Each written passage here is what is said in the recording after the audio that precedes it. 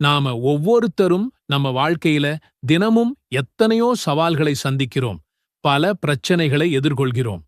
ஆனா இந்த வெளியிலிருந்து வர்ற பிரச்சனைகளை விட நமக்குள்ளேயே சில எதிரிகள் இருக்கிறாங்க. அந்த எதிரிகள் தான் நம்மளோட முன்னேற்றத்துக்கும் மறுமை வெற்றிக்கும் பெரிய தடைகளா நிக்கிறாங்க. யோசிச்சு பாருங்க. சில நேரங்கள்ல காலையில எழும்போதே ஒரு விதமான சோர்வு, ஒரு சுணக்கம் இருக்கும். ஃபஜ்ர் தொழுகைய கூட சரியான நேரத்துக்கு தொழ முடியாம ஒரு தடுமாற்றம். சரி, இன்னைக்கு இந்த நல்ல காரியத்தை செய்யலாம்னு நினைப்போம், ஆனா அதை அப்புறம் பார்த்துக்கலாம்னு தள்ளி போடுவோம். இதுக்கு பேர்தான் சோம்பல். இதுதான் நம்மளோட முதல் எதிரி. அடுத்ததா, தெரிஞ்சோ தெரியாமலோ செஞ்ச பாவங்களை நினைச்சு வருத்தப்படுறது. அந்த பாவ உணர்ச்சி மனசுக்குள்ள இருந்து நம்மள அரிச்சுக்கிட்டே இருக்கும். இதனால வர்ற கவலை, துக்கம், இது நம்மளோட இரண்டாவது எதிரி. சரி, இந்த சோம்பலும் பாவங்களும் கடைசியில நம்மள எங்க கொண்டு போய்விடும்? நிச்சயமாக கொடிய நரக நெருப்புக்குத்தான். அந்த நரக வேதனைதான் மூன்றாவது மிக பயங்கரமான எதிரி. இந்த மூன்று எதிரிகளிடமிருந்தும், அதாவது சோம்பல், பாவம், நரக வேதனை, இது எல்லாத்திலிருந்தும் நம்மை முழுசா பாதுகாக்கிற ஒரு துஆவை நமக்காகவே வாழ்ந்து காட்டிய அல்லாஹ்வின் தூதர் நபிகள் நாயகம் ஸல்லல்லாஹு அலைஹி வஸல்லம் அவர்கள் கற்றுத்தந்திருக்கிறார்கள். அந்த அற்புதமான துஆ என்ன? அதை எப்படி ஓதணும்? அதோட ஆழமான அர்த்தம் என்ன? இதெல்லாத்தையும் தான் இந்த வீடியோல நாம விரிவா பார்க்க போறோம். சகோதர சகோதரிகளே, நாம பார்க்க போற இந்த துஆவை நபி ஸல்லல்லாஹு அலைஹி வஸல்லம் அவர்கள் ஏதோ ஒரு நாள் மட்டும் ஓதின துஆ கிடையாது. இது அவங்களோட அன்றாட வாழ்க்கையோட ஒரு பகுதியாவே இருந்துச்சு. குறிப்பா ஒவ்வொரு நாள் காலையிலையும் மாலை நேரத்திலும் தவறாம ஓதிட்டு வந்த ஒரு மிக முக்கியமான பிரார்த்தனை. இது எவ்வளவு முக்கியம்னு அவங்க கருதுனாங்கன்னா, தன்னோட அன்பு தோழர்களுக்கும் இதை கவனமா கற்றுக் கொடுத்தாங்க. இந்த துஆவோட முக்கியத்துவத்தை நாம புரிஞ்சுக்க ஒரு விஷயத்தை ஆழமா சிந்திக்கணும். எந்த பாவமும் செய்யாத, அல்லாஹ்வோட நேரடி பாதுகாப்பில் இருந்த, சொர்க்கத்தைக் கொண்டு நற்செய்தி சொல்லப்பட்ட அந்த மாமனிதரே தனக்காக இவ்வளவு பாதுகாப்பு தேடியிருக்காங்கன்னா, பாவம் செய்யக்கூடிய சாதாரண மனிதர்களான நாம எவ்வளவு அதிகமா அல்லாஹ் கிட்ட பாதுகாப்பு தேடணும்? இந்த துஆ ஸஹீஹ் அல் புகாரி மாதிரியான மிக ஆதாரபூர்வமான ஹதீஸ் புத்தகங்கள்ல பதிவு செய்யப்பட்டிருக்கு. அதனால இதோட நம்பகத்தன்மை பத்தி நமக்கு எந்த சந்தேகமும் வேண்டாம். வாங்க அந்த சக்தி வாய்ந்த துஆவை முதல்ல முழுமையா பார்ப்போம். அல்லாஹும்ம இன்னி அஊது பிக மினல் ஹம்மி வல் ஹஸனி வல் அஜ்ஸி வல் கஸலி வல் புக்லி வல் ஜுப்னி வ ضلعித் தைனி வ கலபத்திர் ரிஜால். இறைவா, துக்கம், கவலை, பலவீனம், சோம்பல், கஞ்சத்தனம், கோழைத்தனம், கடன் சுமை, மற்றவர்களின் அடக்குமுறை ஆகிய அனைத்தை விட்டும் உன்னிடம் பாதுகாப்பு தேடுகிறேன். இந்த துஆவுல நபி ஸல்லல்லாஹு அலைஹி வஸல்லம் அவர்கள் 8 விதமான பயங்கரமான தீமைகளில் இருந்து அல்லாஹ் கிட்ட பாதுகாப்பு கேட்கிறாங்க. வாங்க ஒவ்வொரு வார்த்தையோட ஆழமான அர்த்தத்தையும் நாம சிந்திச்சுப் பார்க்கலாம்.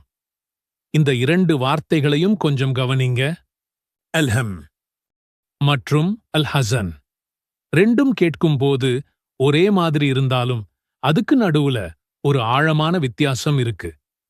அல் ஹம் அப்படிங்கிறது எதிர்காலத்தை பற்றிய கவலை. நாளைக்கு என்ன ஆகுமோ, என் பிள்ளைகளோட எதிர்காலம் எப்படி இருக்குமோ, வியாபாரம் நல்லபடியா நடக்குமா, எனக்கு ஏதாவது நோய் வந்துருமோ, இந்த மாதிரி இன்னும் நடக்காத ஒன்ன நினைச்சு பயந்து கவலைப்படுறதுதான் ஹம்.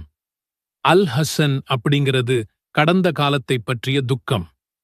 ஐயோ, அந்த வாய்ப்பை நான் தவற விட்டுட்டேனே, நான் அப்படி செஞ்சிருக்கவே கூடாதே, எனக்கு இப்படி ஒரு இழப்பு ஏற்பட்டுடுச்சே என்று நடந்து முடிஞ்ச ஒரு விஷயத்தை நினைச்சு வருத்தப்படுறது, துக்கப்படுறதுதான் ஹஸன்.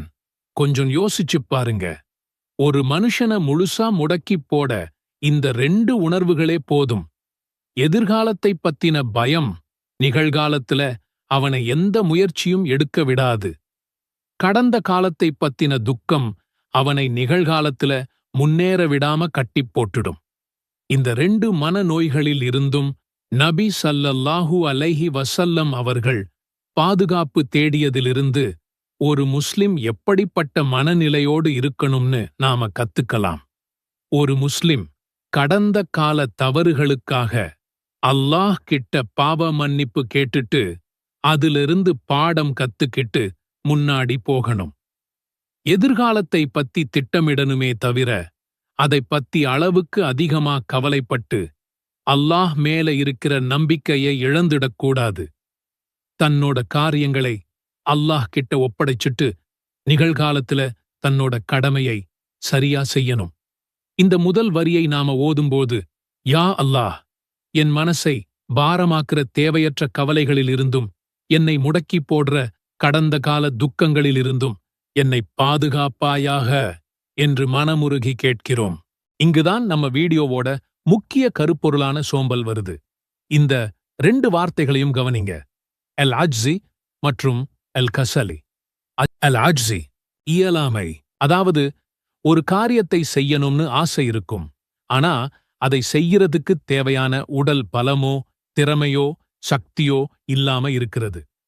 உதாரணத்துக்கு, ஒருத்தர் நின்னு தொழணும்னு ஆசைப்படுறார், ஆனா முதுமை அல்லது நோய் காரணமா அவரால நிக்க முடியல. இது அல் அஜ்ஜி அல் கஸல் அப்படிங்கிறது தான் சோம்பல். ஒரு வேலையை செய்யறதுக்கு முழு திறமையும் சக்தியும் நேரமும் இருக்கும், ஆனா அதை செய்ய மனசு வராம தள்ளி போடுறது, நம்ம மனசே நமக்கு தடையா இருக்கிறது தான் சோம்பல். இந்த 2ல எது ரொம்ப ஆபத்தானது? நிச்சயமா சோம்பல் தான். இயலாமைங்கிறது அல்லாஹ்வோட சோதனை, அதுக்காக அல்லாஹ் கிட்ட கூலி இருக்கு. ஆனா சோம்பல்ங்கிறது ஷைத்தானோட ஊசலாட்டம், நம்ம மனசோட நோய். இந்த சோம்பல் தான் நம்மள ஃபஜ்ர் தொழுகைக்கு எழவிடாம தடுக்குது, குர்ஆனை திறந்து பார்க்க விடாம தடுக்குது, மார்க்கக் கல்வியை தேட விடாம தடுக்குது, குடும்பத்துக்காக உழைக்க விடாம தடுக்குது, பெற்றோருக்கு சேவை செய்ய விடாம தடுக்குது. சோம்பல் ஒரு மனுஷனோட இந்த உலக வாழ்க்கையையும் மறுமை வாழ்க்கையையும் பாழாக்கிடக்கூடிய ஒரு கொடிய நோய். நபி ஸல்லல்லாஹு அலைஹி வஸல்லம் அவர்கள் இந்த சோம்பலில் இருந்து பாதுகாப்பு தேடியதன் மூலம் ஒரு முஸ்லிம் எப்போதுமே சுறுசுறுப்பாகவும் உத்வேகத்தோடவும் அல்லாஹ்வுக்கு பிடிச்ச காரியங்கள்ல தன்னை ஈடுபடுத்திக்கிட்டே இருக்கணும்னு நமக்கு உணர்த்துறாங்க. நாம இந்த வரியை ஓதும்போது, யா அல்லாஹ், நல்ல காரியங்களைச் செய்ய விடாம தடுக்கிற என் உடல் மன இயலாமையை விட்டும் உனக்கு கட்டுப்படுறதுல இருந்து என்னை தடுக்கிற சோம்பேறித்தனத்தை விட்டும் என்னை பாதுகாப்பாயாக என்று கேட்கிறோம். கடைசியாக நபி ஸல்லல்லாஹு அலைஹி வஸல்லம் அவர்கள் இந்த உலக வாழ்க்கையில நாம சந்திக்கிற 2 பெரிய பிரச்சனைகளில் இருந்து பாதுகாப்பு தேடுறாங்க. கடன் ஒரு மனுஷனோட கண்ணியத்தை குறைச்சிடும். அவனை ராத்திரியில நிம்மதியா தூங்க விடாது, பகல்ல நிம்மதியா வாழ விடாது. கடன்பட்டவன் பொய் சொல்லவும் வாக்குறுதிக்கு மாறு செய்யவும் வாய்ப்பிருக்குன்னு நபி ஸல்லல்லாஹு அலைஹி வஸல்லம் அவர்கள் எச்சரித்திருக்காங்க. கடன் சுமை ஒருத்தரோட மார்க்கப்பற்றையும் வணக்க வழிபாடுகளையும் கூட பாதிக்கும். அதனாலதான் அதை ஒரு பெரிய தீமையா கருதி நபி ஸல்லல்லாஹு அலைஹி வஸல்லம் அவர்கள் பாதுகாப்பு தேடியிருக்கிறாங்க.